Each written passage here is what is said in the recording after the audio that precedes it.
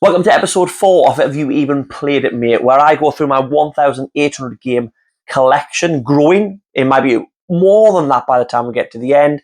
And I say whether I've played the games, talk a little bit about them, what they mean to me, and what the games are like. However, we're going for a full PS2 and a full Xbox 360 collection, so this percentage is going to start dropping as these videos go on. I'm going for my friendly ones first, the ones I know I've played most of the games of, to have that percentage high and then watch it slowly come down. There's method in my madness.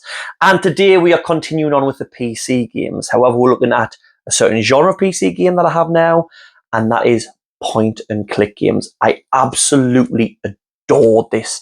I'll tell you, when I first started loving point and click games, when you get into it, because it is the game that started me on them in this collection, and then we'll go on from there. But before we start, I just want to put this one. I'm not going to count this as a game that I have played, but I just want to, especially, you'll know when I recorded this, Sunderland are going to be playing in the playoff final, if you know anything about football, to get in the Premier League, and I found this.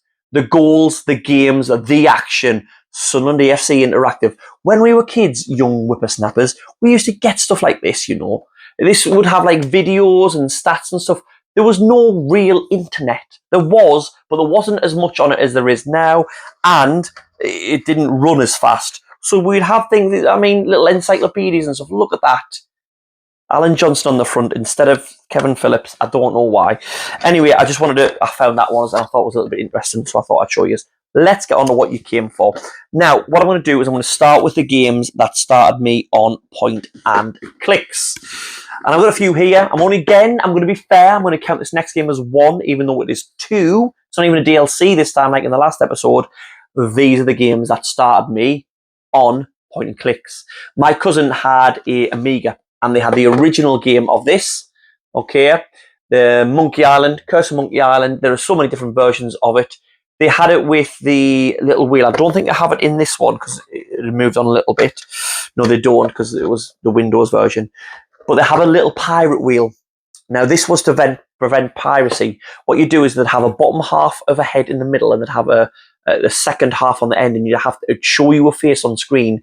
You have to create the face to get a code to say that you won the game and you haven't pirated it, which is strange because it's a pirate game. Anyway, point and click adventure games are dear to my heart because we started on this one. This one is a double pack with 1 and 2. I played 1 to death on my cousin's Amiga. They lived in Birmingham. We had to beat it over a weekend. We had a man at the local working men's club we used to call the Monkey Island Man because he'd completed the game. We were children. We didn't know what we were doing half the time. And we'd get to a part, we'd get stuck, and we'd beg our parents to take us to the working men's club so we could ask the Monkey Island Man how to complete the game and get the next part. So this is what got into me, and I absolutely love them. Second one is better. It's so much more fun, so much bigger. And although it's 2 games, I've got it in a double pack, so I'll count that as 1. So we're 1 for 1. Then we move on to the Curse of Monkey Island, the third one. So obviously with my love of those games, as the new ones come out, we just got them. This one changed the art style with them. And nice, different art style, still as fun. Love the dual and banjos part. Here's a clue. If you're on dual and banjos, you never played this before, shoot it. You'll know what I mean.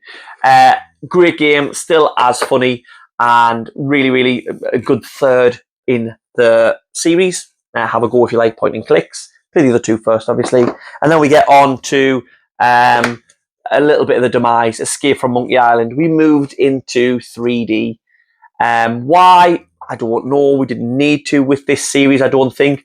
We had other great point-and-click games, some that I don't have in my collection, like Grim Fandango, which were in 3D and they were awesome. I feel like they should have kept this in 2D, kept it in its roots, but it was obviously in scurvy-inducing 3D, so they had to do that. It's okay. It has a parody of, who's the Australian mogul? Rupert Murdoch that you have to take down, which I think is a very niche reference for a small child. However, I did media as I grew up, so I got to understand what some of the jokes were. It's an okay game if you like the series, play it. The other 3 are far better. 3 for 3 on that one. I also remember there was a diving contest that always used to annoy us in that one. Next, another game that if you like point and click games, please play. It will drive you mad. It will drive you up the wall. Some of the puzzles are just so hard to sort of understand and think, why are they there? But this is Discworld. If you've read any of the books, it is a similar type of humour. It is voiced by an amazing cast of like 3 people. It has got Tony Robinson in, Baldrick from Blackadder. It has got why am I completely blanking out of the this is killing me. This is one of my favourite games of all time. It's one of the lads from Monty Python, Eric Idle. Eric Idle is the main character, and it has a young Rob Brydon doing lots of voices for the other characters, and that's going to kill us. People are going to think that I'm just all men. That's all I've got on my mind. There's a female actor who plays all the female ones. I think she was in like Dinner Ladies and stuff. It is so funny and witty, a really funny game to go through. The second one is funny, and we'll get onto that when I get on my other collections. Oh no, we won't. It's a Sega Saturn collection. But this one is a great game. Do it now. Really try to not use a guide, but some of the 90s puzzles are ridiculous, so you might need a guide for that. Next one is I don't think it's an underrated game per se, but I don't think it's talked about as much. Blade Runner. Now, we know it's on Harrison Ford. They couldn't get his likeness, couldn't afford it. But this is a 3D point-and-click adventure, which is awesome. The best part of this is you get stills from a CCTV camera, and you've got to search for stuff in it, but the camera can zoom in on them. I think he does it in the film, and it's sort of recreating that. But it's like a like the Where's Wally? But you're trying to find the clues of who's murdered who, and it's just a really good game. Loads of different endings. We have played that one, so we are 5-4-5.